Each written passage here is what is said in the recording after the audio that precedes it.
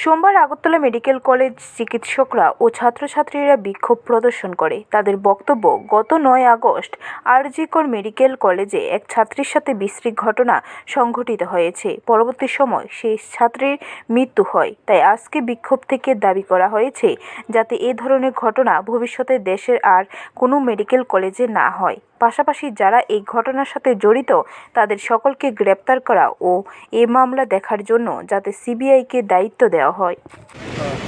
Hello, আমি doctor Shubhashis Laskar, president medical officer, neurosurgery ডিপার্টমেন্টে GMC NGB দিয়েছে।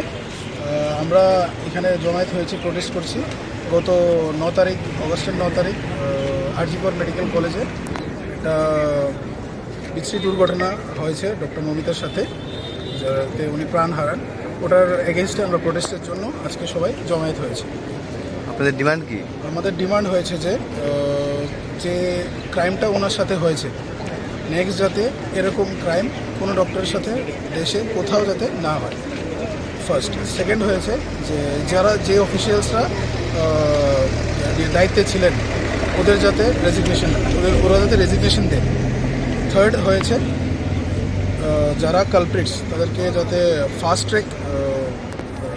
ট্র্যাক শাস্তির জন্য সিবিআইকে কেসটা হ্যান্ডেল করা। ব্যুরো রিপোর্ট, খবর ত্রিপুরা।